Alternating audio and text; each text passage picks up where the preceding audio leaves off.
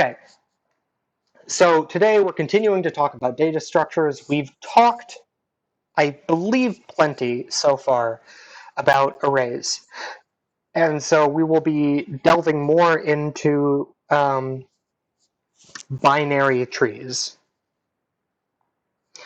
This first part of the semester on data structures and hardware, I'm working on. Okay, I'm doing my best, but it seems like, to me, all of this that we're talking about is background knowledge.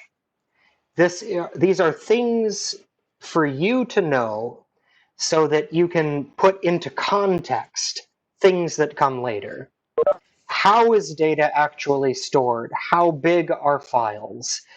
Given hardware in the real world of where data is stored, in what way is it stored? Because it's not just any arbitrary, we just throw data on a hard drive. There's a data structure behind this. So you don't just throw stuff on the hard drive. You put things on a hard drive in an organized kind of way. And that organization that you spend time on initially to put things in their proper places, although you waste time in the beginning, you gain later, benefits back by being able to do other things very quickly. For example, search. So in the beginning, you waste a lot of time sorting your data, and that is a big time sink, and it sucks, but you do it once, and now once it's done, your life is easy for the way that you're accessing the data in the future, in particular, search. So you have a whole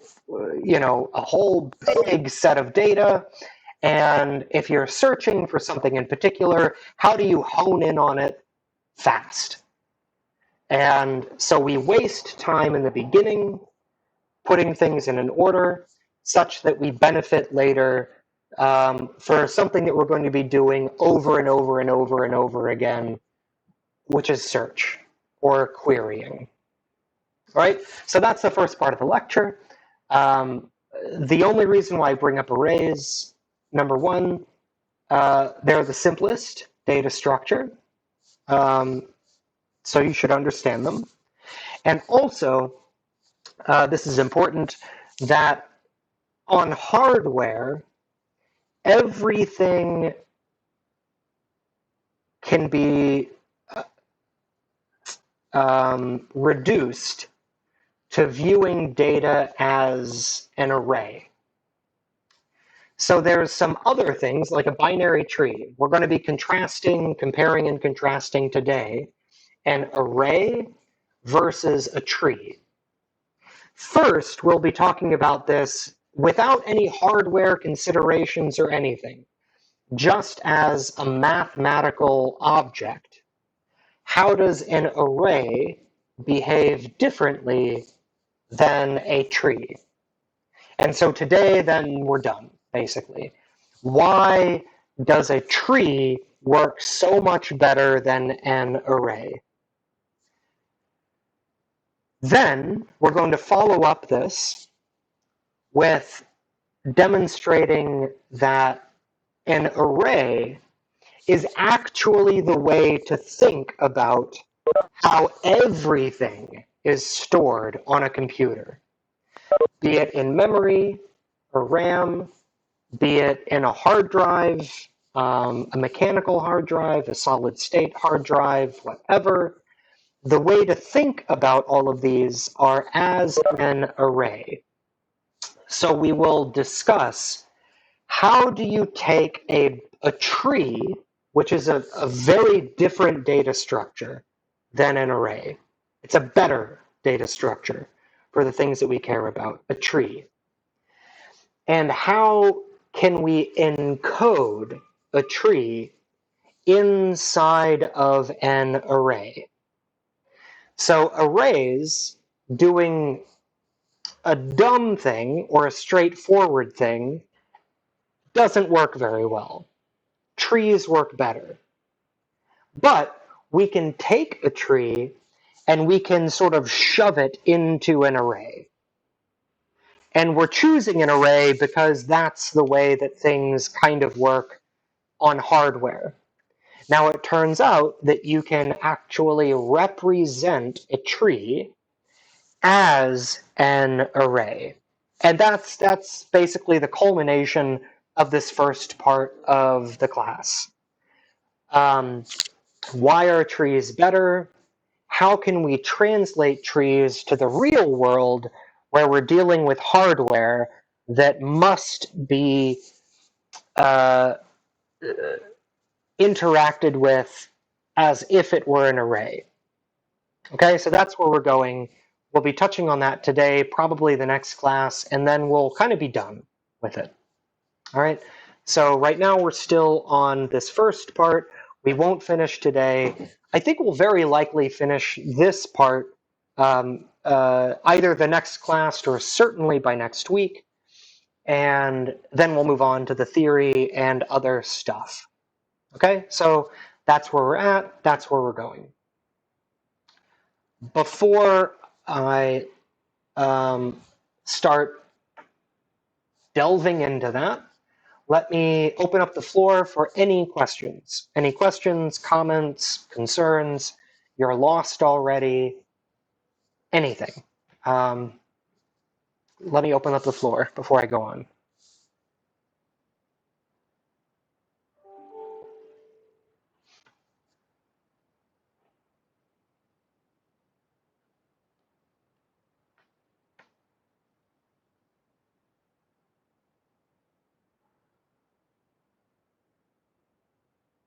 Nothing. Okay.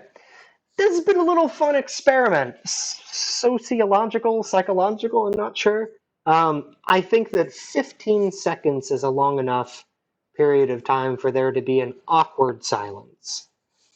So, given an awkward silence, if somebody is not quite sure on a question that they ask, maybe the awkwardness pushes them over the edge. Given that I've passed my 15 seconds of awkward silences and I hear nothing, let's move on. Okay. So we'll begin with a very quick review of what we were talking about the last class. First of all, we aren't in binary trees yet. Before we get to trees, you should very, very deeply feel comfortable with arrays. Because arrays, you've all taken a Python class. Hopefully you know about the existence of a thing called an array. And it's the simplest data structure. And given this data structure of an array, we can discuss different algorithms. So don't forget, a data structure is separate than an algorithm. An algorithm is how you go from one input to a particular output. And that's it.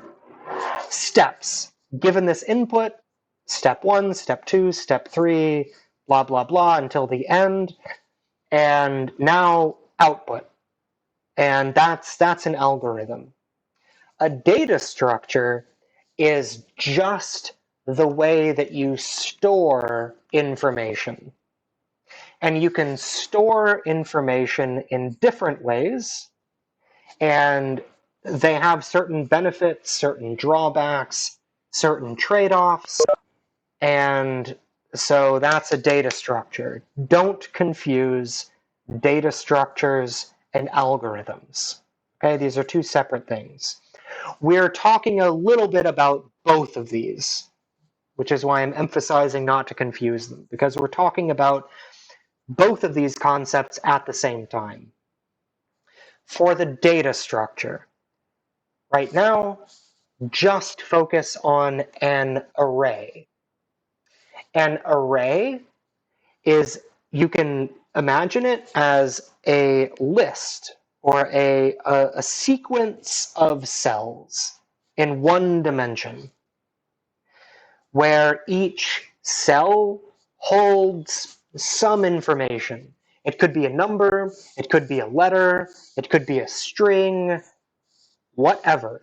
The array is set up like on the screen as a series of cells, and maybe they're sorted, maybe they're not. As far as the data structure is concerned, you just have, as is drawn on the screen, a contiguous block of cells, each of which are filled with something. Okay, how do we measure an array? We measure an array in terms of its length. So this array can hold 10 things. And after you've put your 10 things in there, the array is full. And if you want to add something new, you either need to extend the array, or you need to delete something from the array such that you have room to add something new. So that's an array. When you're measuring it, or when you're talking about an array, you discuss an array in terms of its length. A long array is harder to deal with than a short array, because the way that you generally go through an array is from beginning to end. So if the array is short, you're going to finish seeing everything pretty soon.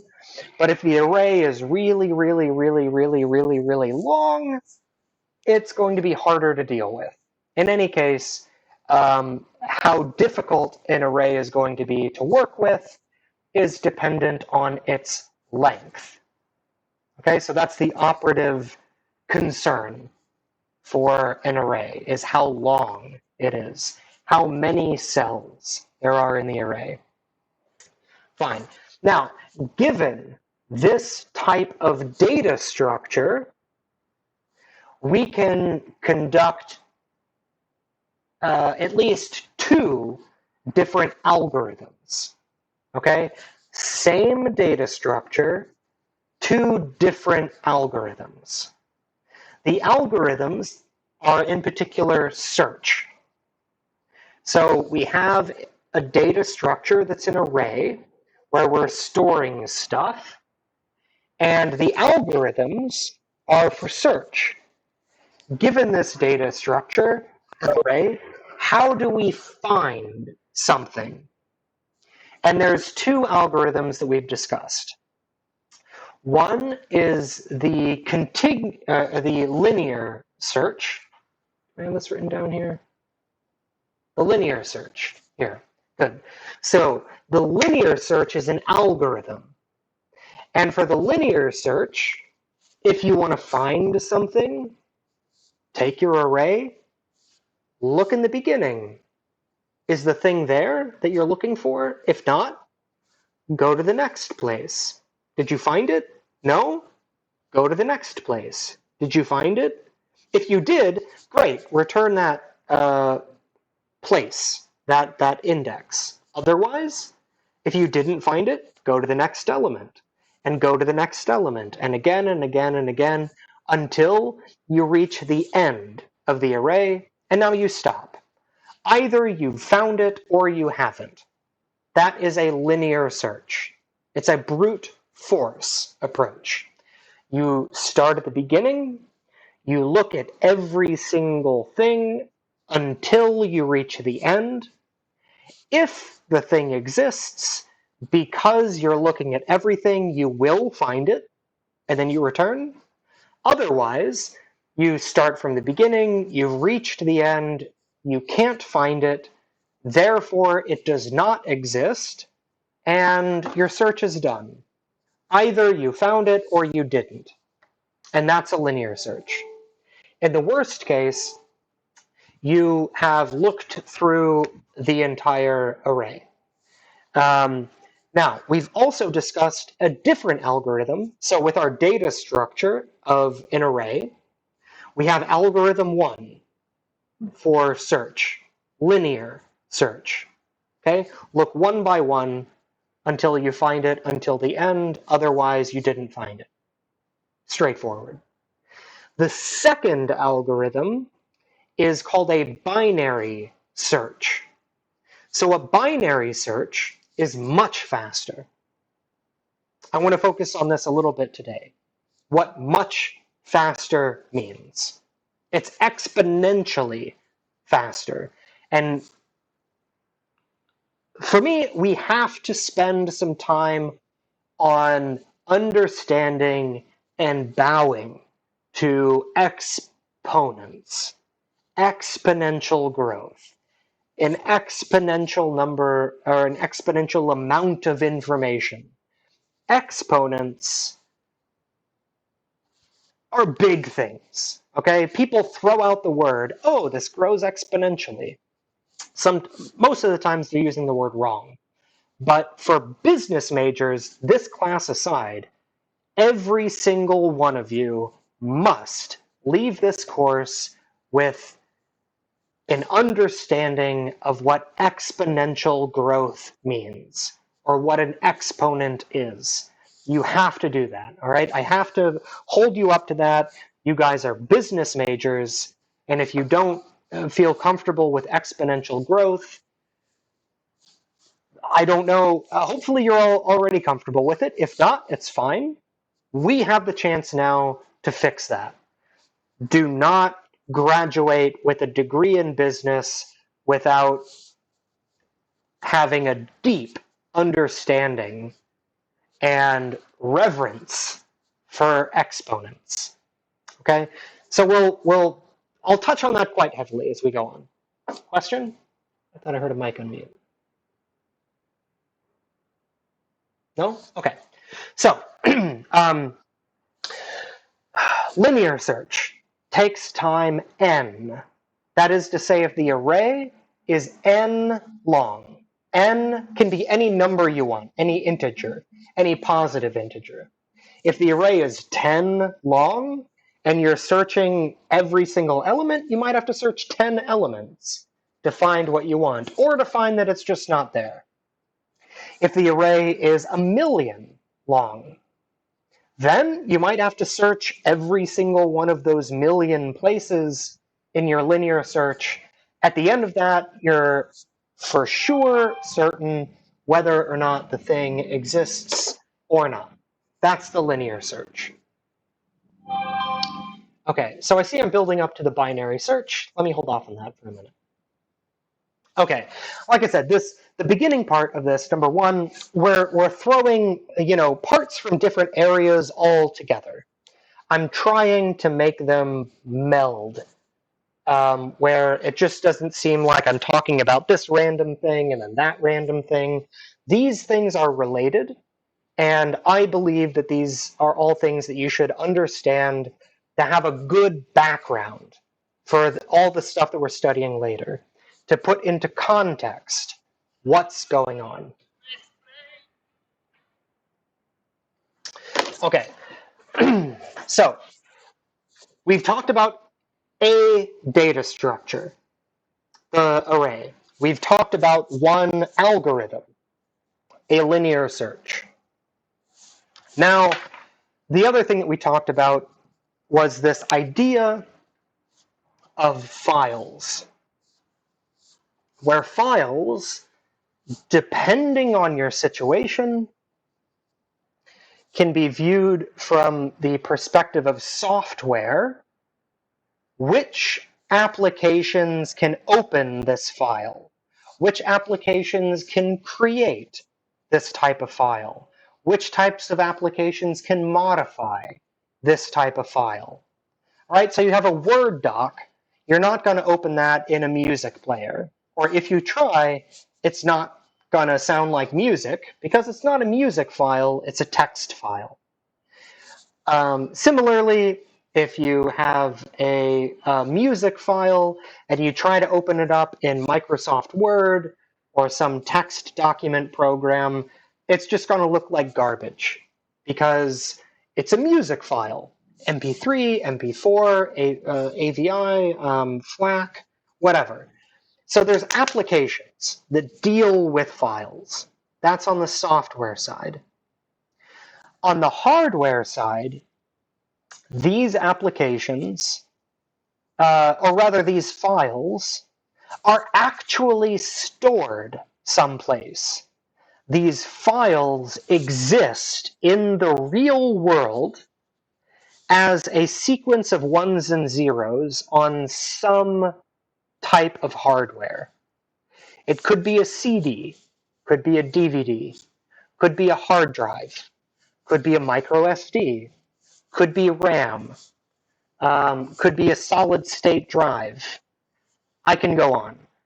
So the data itself, the file, is physically on some hardware device.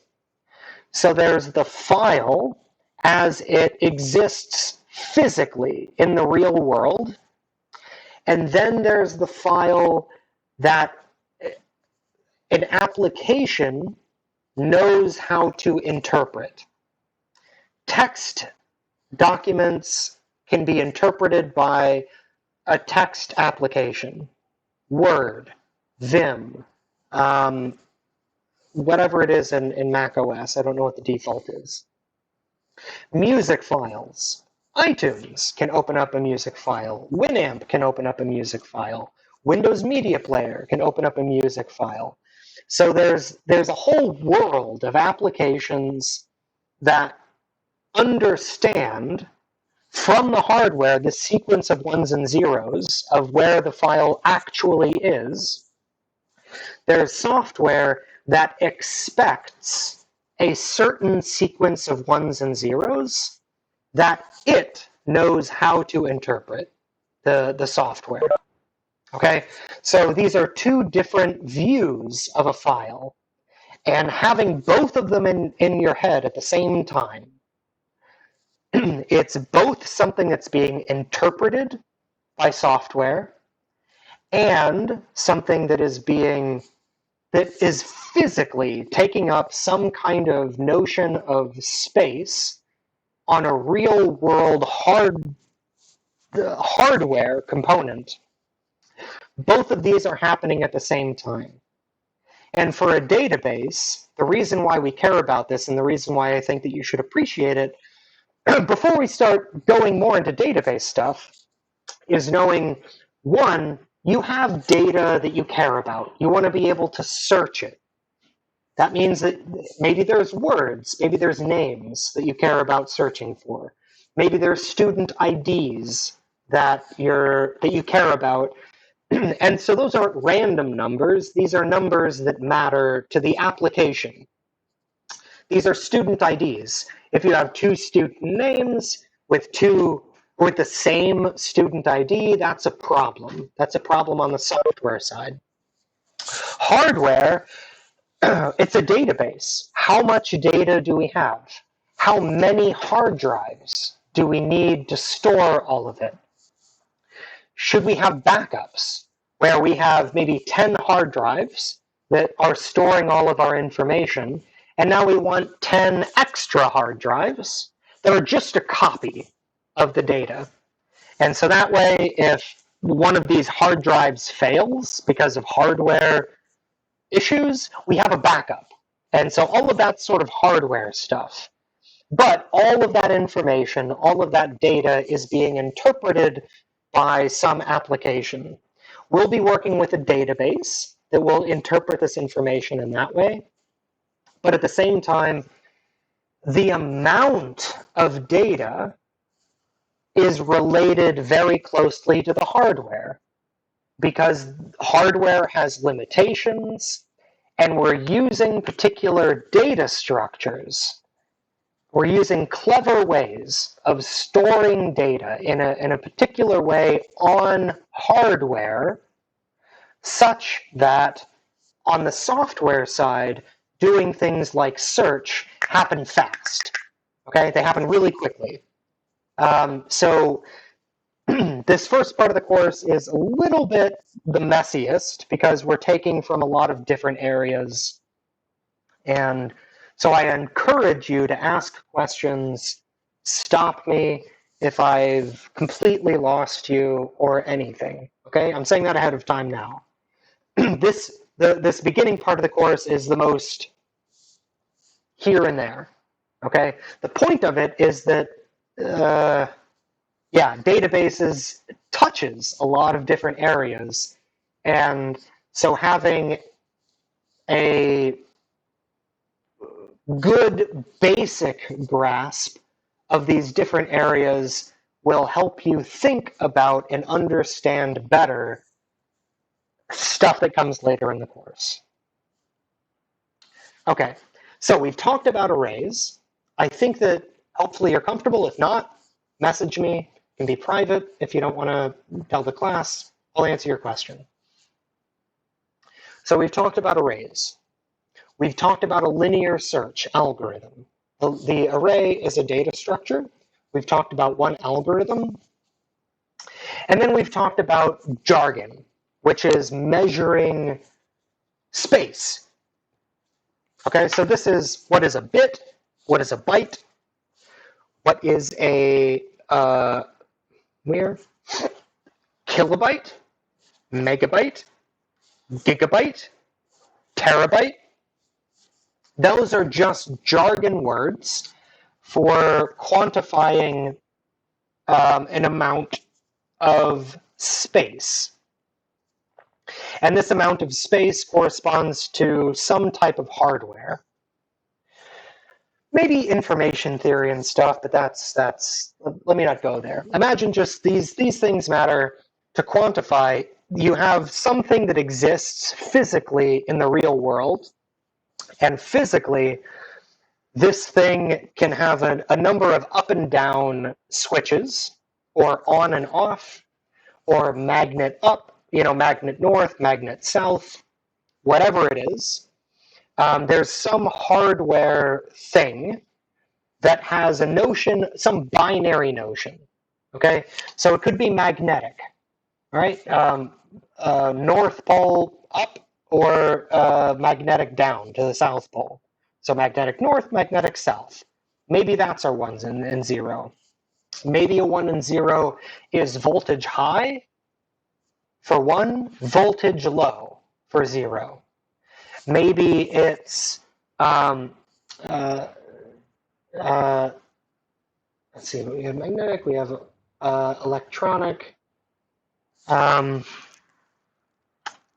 Yeah, maybe it's some other type of physical thing. In any case, there's some notion of binary. Okay, everything at the end of the day, at the lowest level, goes to 1s and 0s. Maybe north, we call that 1, south, we call that a 0. For this hardware, there's where our 1s and 0s come from. For a different piece of hardware, maybe it's high voltage, low voltage. That's our 1s and 0s. In any case, no matter what it is that you're dealing with a computer, everything breaks down to 1s and 0s. In this class, I'm not going to ask you to justify that. I'm not going to ask you to give details about it, but you should know in the back of your head, even if you're missing some of the details, that all of everything that we talk about in computers comes down to 1s and 0s. Okay? And in particular, when you're talking about the size of a file, the file, no matter what the hardware it is that it's stored on, the file is a sequence of 1s and 0s. Okay? North, south, north, north, north, south. Or high voltage, low voltage, high, high, low. Whatever it is, all files can be broken down at the lowest level, always, of being something that can be interpreted as a 1 and something to be interpreted as a 0. As far as these jargon terms, byte, kilobyte, megabyte, gigabyte, terabyte, I think you're okay stopping there. Just develop some type of intuition for these jargon words. Okay, how big is a megabyte? What types of files do you measure in megabytes? Some files, megabytes are too small. You're going to measure them in gigabytes. For example, movies. Movie files, they contain pixels. Every single pixel for a video file has to have information. And it's not just every pixel. There's a red, a green, and a blue channel for every pixel. So for every pixel, you need 3 values. How many pixels do you have? That's just for the video, let alone now there's audio that's with that as well that you have to encode. And all of that stuff has to be stored in a file that is measured in gigabytes. Terabytes are hard drives. Usually these aren't files. Rarely they're files. But most of the time, terabytes, you don't have one file that's a terabyte. Instead, you have a drive that's, let's say, a terabyte. Now, given a terabyte of storage on this hard drive, how many files of a particular type can you store? If you're storing text documents, you can store a whole bunch of text documents on a terabyte drive. You're storing movie files, a handful, depending on the quality of the movie. You might be able to store 100 movies, maybe a little bit more. You might be able to store 20 movies if they're very high quality. And in any case, that's about how much you have with a terabyte of storage space. So you're not going to have one file that takes up that space, but there is hardware, a hard drive, that has that much space to offer. And now how many files of a particular type can you store on that single hard drive? Okay, so that's the point of teaching you this jargon. We talked a little bit about it before. There's games, movies, video, photos, music files, all of these things that can be measured in these different jargon terms. Try to get familiar with that. Okay, now that is it for a little bit of data structures, our array. A very basic search, linear search. That's the most straightforward, stupid thing to do. And some jargon for sizes of data. Now I want to go into a different algorithm called a binary search. But before I do that, let me make sure that we are all on the same page.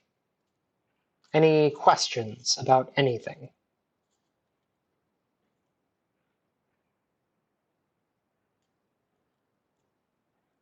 Okay.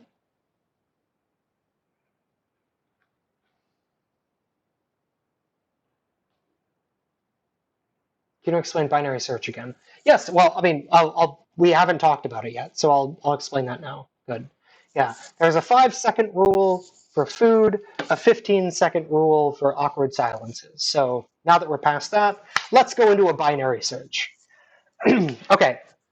To contrast these things, okay, let's stick with one data structure, the only one that we've talked about, an array. Okay, so I'm going to make an array. I'm going to shut off my cam just so you're not looking at me like, we don't need that. Perfect. All right. So let's stick with one data structure. Again, data structures and algorithms are two different things. So we will talk, we'll give, let me do a black pen. Draw black. Good. So here's what we're going to do. Here, yeah. Linear versus binary search. Okay. Let's take some numbers. First,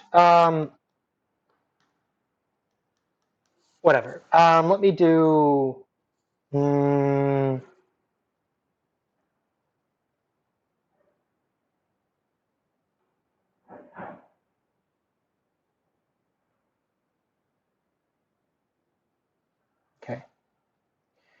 linear, binary. Okay. All right. So linear on the left, binary search on the right. Let me first pick on, how about Shaquan? Do you have a mic?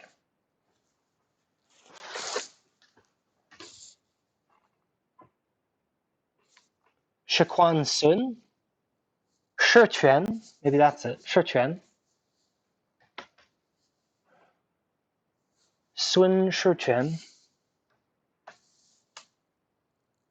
Nothing. Okay, how about Swathi? Pala. Can you repeat the question, please? Sorry. Yeah, sure. So right now, focus on the left part of the screen. So we're talking about an array. This array has numbers, and we're going to be conducting an algorithm, which is a linear search. So let's say we're trying to find the number 8. How would a linear search work, finding the number 8 in the array on the left side of your screen? So, I believe that it's gonna go through each element and check if the value 8 is in the array. So, for example, it would go to the first element, which is 2, but 8 is not there, so it would go to the 4, but 8 is not there, and then it would go to the next one, and 8 is there, and then, I guess like that would be the answer, like it's in the third element of the array. Okay. Return 2. So I'm going to return 2. By the way, just out of convention, arrays start at index 0. Okay, don't want to confuse you guys, but that's the convention, and I'm sticking to it. Beautiful. Okay, so that is how a linear search would look. You start at the beginning, check one by one until you find it or not. Perfect. Thank you so much. By the way, that should be a 23. Let's make these things equal. All right. So let's get rid of this. Well, I don't know. I'll keep it for now, I guess. All right. Index 2. Okay. How about, let's see, Jerry? Jerry Jason? Jason? No mic. No problem.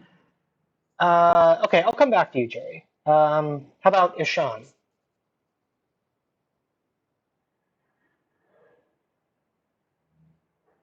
Ishan Bose? Bose? Bosey? Hi, could you repeat the question?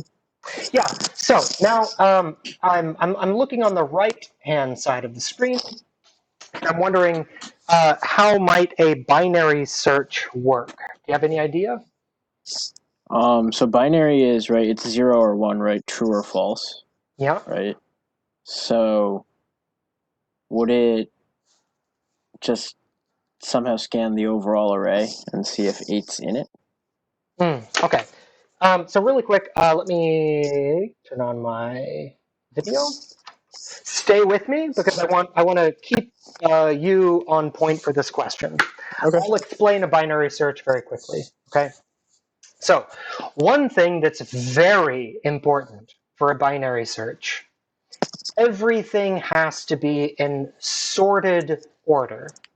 Okay, linear search, because you're looking one by one through the whole thing, all the numbers can be jumbled up in any order that you want. It doesn't matter. You start at the beginning, you go one by one until the end. If you find it, you return.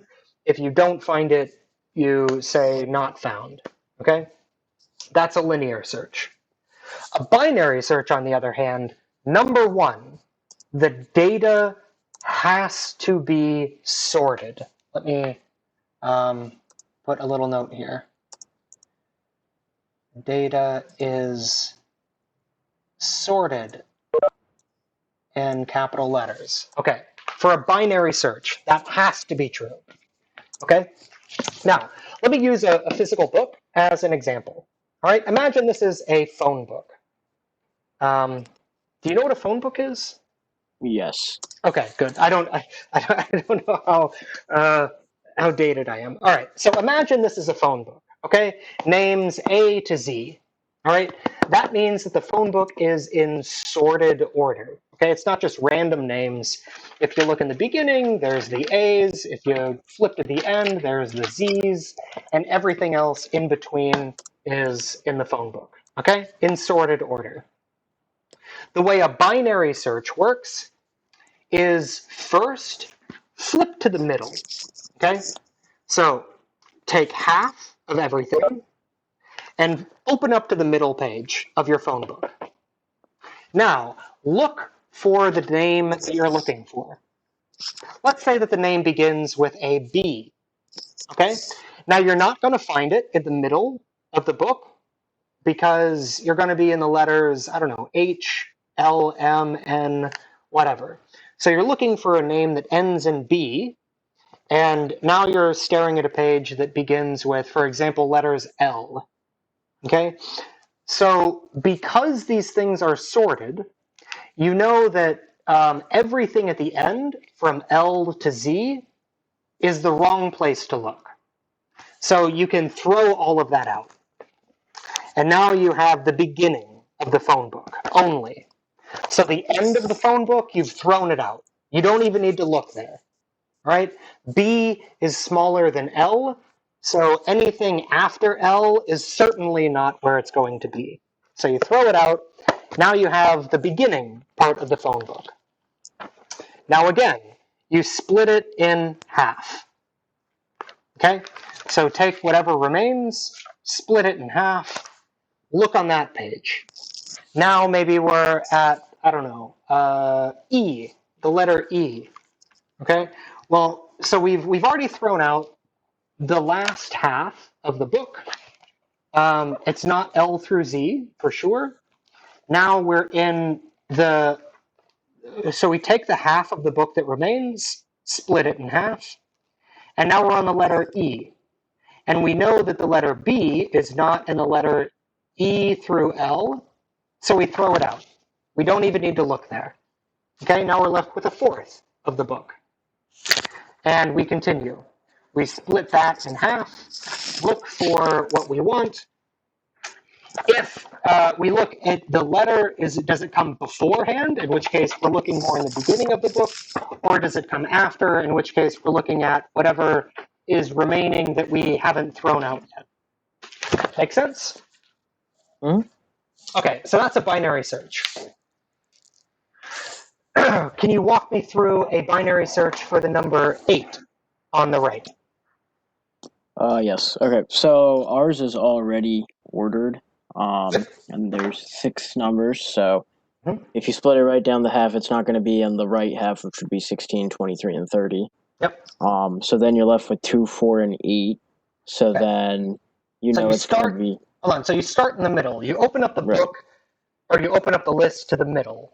Is 8 the middle, or is 16 in the middle? Doesn't matter, you just choose one. Mhm. What do you like better? Because it's an Wow. even number, yeah, either 8 Yeah. can be the middle or 16. What do you prefer? Yeah. Well, if we choose 8, we kind of answer the question. So I guess 16. Good. All right. Very good. Yeah. So if we could choose 8, that would be fine. In which case, as you say, it would be really easy. We're done. So 16. So we cut to the middle. If it's an even number, we prefer the one that's higher. So we look at 16.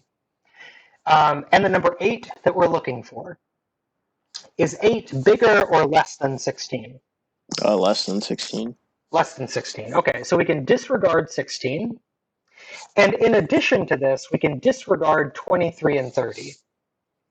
Now, we haven't looked at the number 23 or 30. We don't even know that those numbers are those numbers. All that we know is that 8 is less than 16. Therefore, anything on the right side, we can get rid of. Because if 8 is less than 16, then certainly 8 is less than anything else that's bigger than 16. So we throw it all out. We don't even look at it. Okay? So that's step 1. Okay? How about step 2? So Now we've then we're thrown out half of our list. Yeah.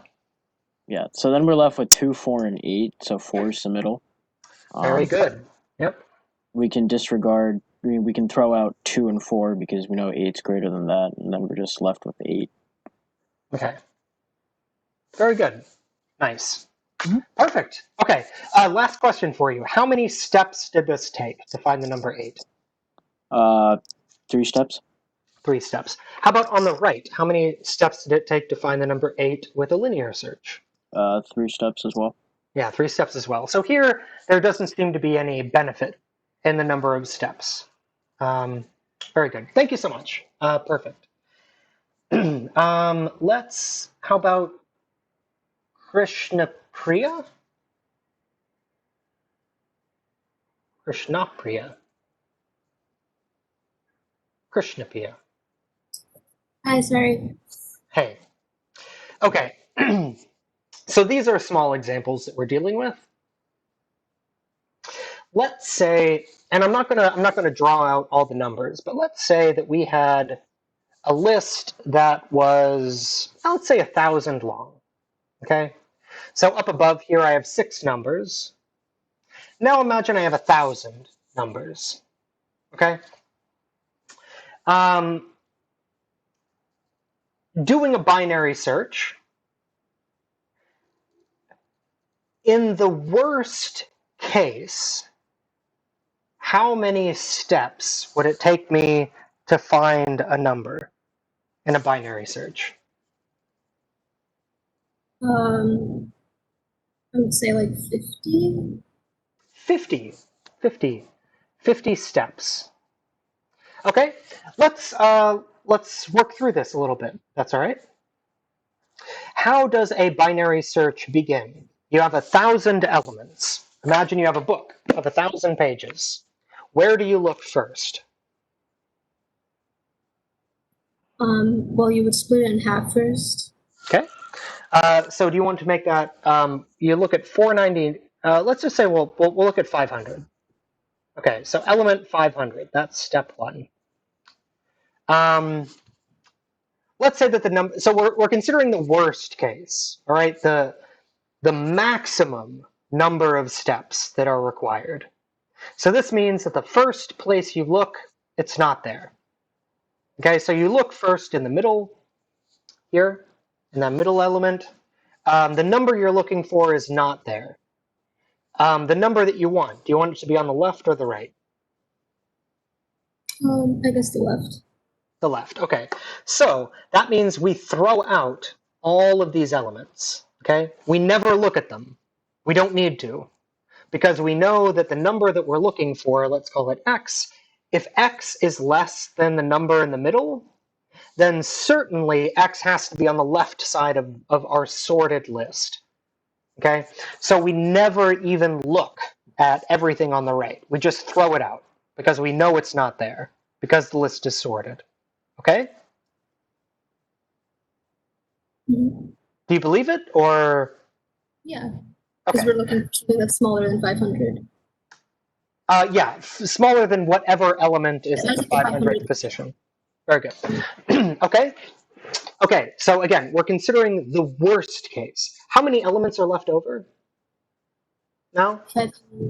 499, I guess. Yeah, okay, sure. We'll call it 500 just because. Okay, so we've thrown out 500 elements. We never even looked at them. They're gone. We don't have to. Now we have 500 elements left. Again, we're working through the worst case. So every time we go, we're not going to find it until the very, very, very end. Now that we have 500 elements left, what do we do for the binary search? We would split it in half again. Okay, let's call that 250. There? Okay, 250. So we look at 250, we don't find it, of course. Do you want it to be bigger or less than whatever thing is there at 250? Less than. Less than, okay. So we throw out all of that, right? Okay, so far? Okay, now one thing to notice. At this point, 2 steps in, we're only dealing with 25% of all of the data. 75% of the data. First the 50%, and then 50% of 50%, which is 25%. That is everything on the right. 50% for the first step, another 25% for the second step. Already, we have disregarded 75% of the data without ever looking at it. Okay, we haven't touched it. We haven't looked through it. We don't need to go through it one by one. We just skip it. All right, so 2 steps in, we've already disregarded 75% of our data. That's all this on the right. We can forget about it. What we're looking for is not there. Okay? 75% of our data after only 2 steps is gone. We'd never need to look at it. We know it's not there because things are sorted. What number are we looking for? Call it the number 0. Okay? I don't know. Let's say that this is labeled 0, 1, 2, 3, 4, whatever. Let's call it in sorted order like that. There's 1,000 numbers, or 1,000 numbers, 0 all the way up to 999. So we're looking for the number 0. All right? If you want something concrete. Okay. Now we have. We just looked at position 250. We did not find the number. We throw out everything on the right, and now what do? That's step 2. Split it in half again, so it would be at 125. Yep. Yeah, 125. Okay, step 3. Okay. Also, would the steps be actually 10 steps instead of 50? Very good. Why? So you threw out 50. This was, I'll call it guess 1. And now revised guess. You're coming up with the number 10. Why 10? Well, when you keep dividing 1,000 by 2, you come down to like 10 at the very end. Yeah, so 1,000 divided by 2 is 500. 500 divided by 2 is 250. That divided by 2 is 125. That divided by 2 is on. And you can divide by 2 a maximum of 10 times. That is to say that log based 2 of 1,000 is less than 10. Less than or equal to. It's actually less than, but whatever. So how many times, if you have 1,000 things, how many times can you cut it in half, right? Before you end up with only one thing left. So if you have 1,000, break it in half once, throw out 500, now you have 500. Break that in half, throw out 250, you have 250 left. Break it in half, you have 125. Now we've broken it 3 times and we have 125 left. Now you break it in half again and it's 63. You break it in half again, it's 32. You break it in half again, it's 16, 8, 4, 2, 1. Okay, 10 steps. By the way, 2 to the 10 is 1,024. Okay, so you can view this 2 different ways. You can view it starting off with something big, and you break it in half over and over and over again until you have one thing left. That's one way to view it. That's the logarithm. The other way to view it is you start with 1, and then you double, and you double, and you double, over and over until you end up with the big amount. So how long, if we start from 1, how many times can we double until we get to 1,024? So we have 1, 2, 4, 8, 16, 32, 64, 128, 256, 512. I'm sorry, I actually should have started on 0, and then 1,024. So that's 10 steps, okay? You can, starting from the number 1, if you double 10 times, you get to 1,024. Okay, so you can start with 1, you can double 10 times to get to 1,024, or you can start with 1,024, break it in half, now you have 512, break it in half, now you have 256, break it in half, 128, break it in half, 64, and you can break it in half 10 times before you start with 124, now you're just left with 1. Okay, so here 50 steps is an overestimate. That's wrong. Wrong. Overestimate. This revised guess is correct. Correct. Perfect. Okay. And it works just like this. So, 10 steps. In the worst case, okay, in the best case, maybe it's just exactly that middle element. And you look there first and you find it and you're done. Okay? For algorithms, focus on the worst case. The thing that will take you the most time.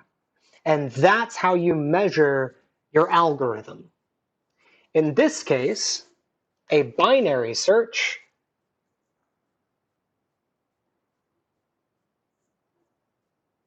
this is on the binary side, takes log base 2 of n time. Again, log base 2 is how many times you can start off with something and how many times can you break it in half until you're just left with one thing. If we start off with 1,024, step 1, break it in half, 512. Step 2, break it in half, 256. Step 3, break it in half, 128. Step 4, break it in half, 64. Step 4, break it in half, 32. I'm sorry, that's step 5.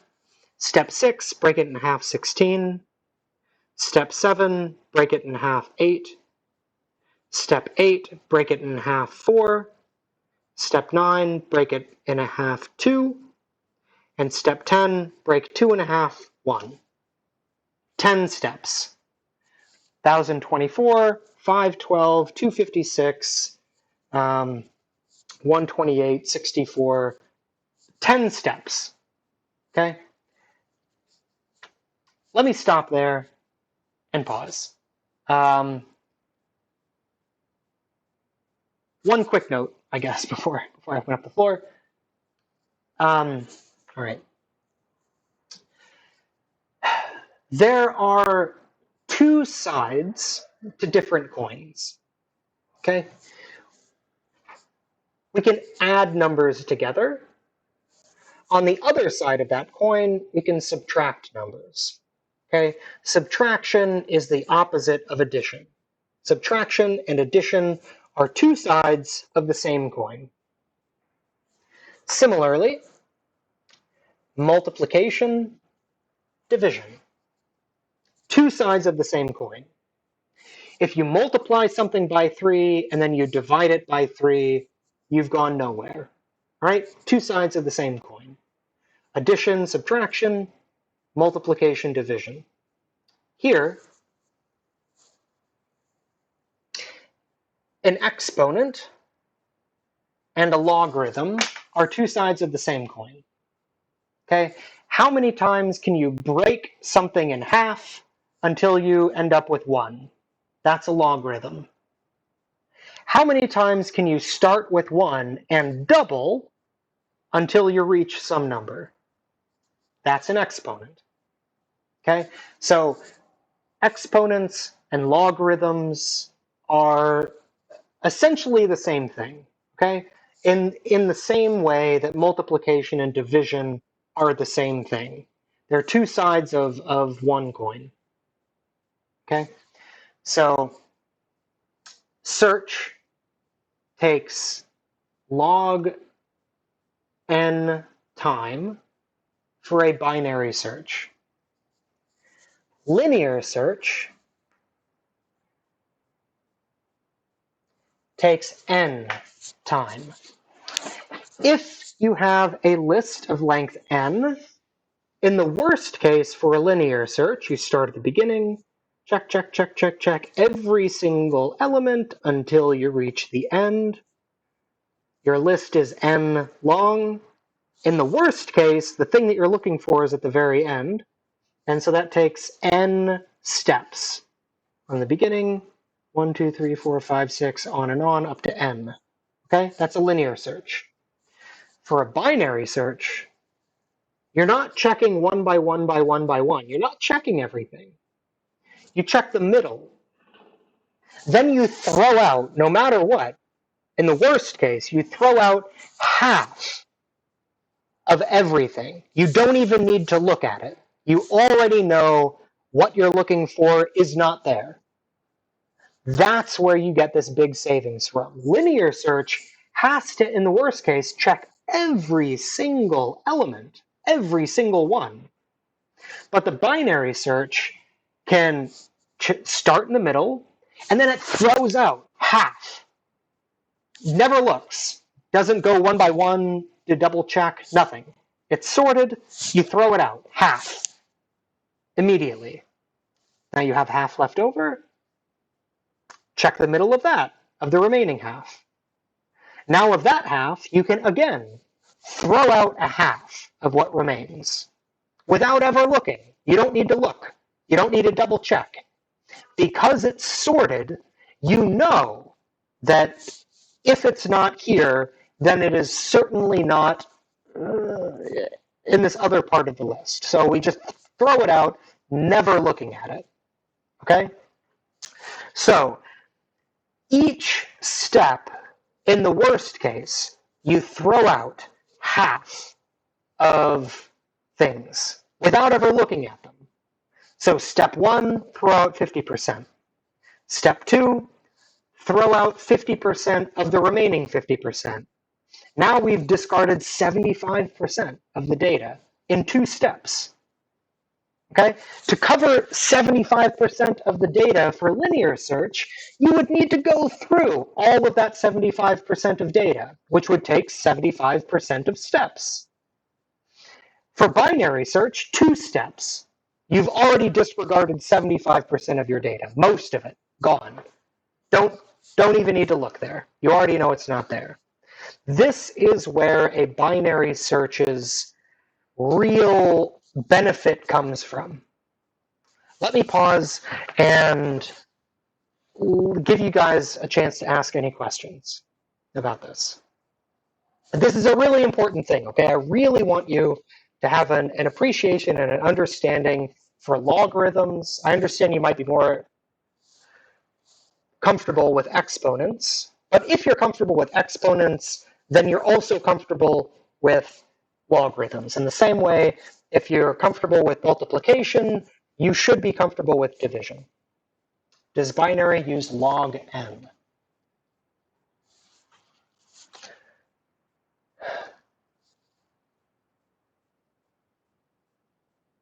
That's a very general question. I'm not exactly sure how to answer. A binary search takes, in the worst case, log base 2 of n steps. In that sense, a binary search is, log base n, or log of n, with a base of 2. That is, you're breaking in half.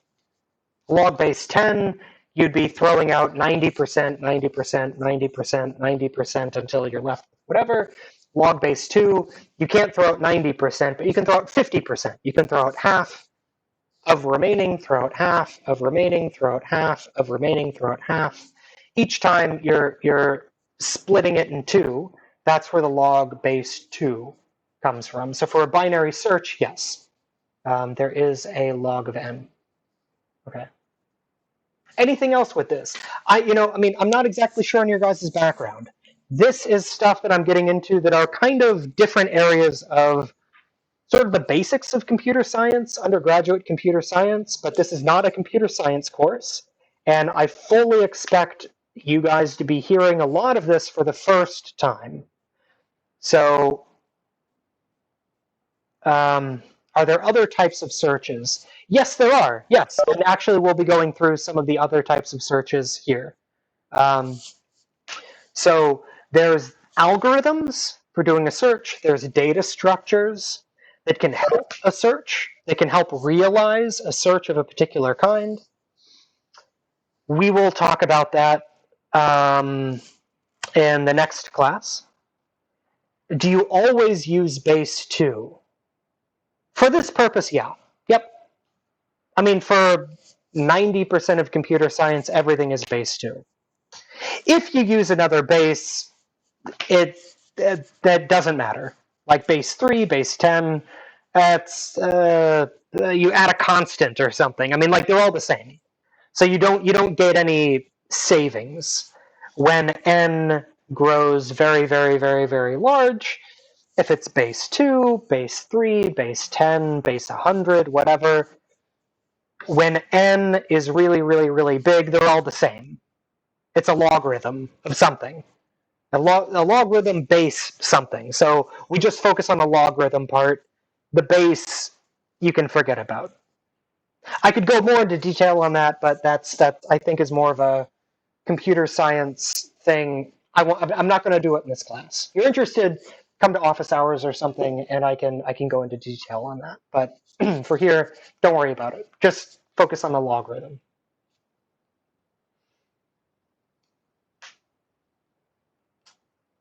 All right. So now, okay. So really quickly, I'm hoping that I can get to a binary tree in the next 20 minutes before the end of class. But before I do that, I want to ping pong around and talk about an exponent and a logarithm, two sides of the same coin. Being your teacher in your 3rd or 4th year in business school. Professor? Yeah. Class ends at 1:20. I'm so sorry, dude. Oh, God. Why? 1:40. Why do I keep doing that? Okay, fine. So that's it for today. Next class, we'll pick up from exponents, logarithms, and go into binary trees. Yeah, please try to look up logarithms, exponents. If you're not comfortable with them, YouTube it, Wikipedia it, I don't care. And we'll pick up from here next class. Thank you for letting me know about the 120 thing. Yeah.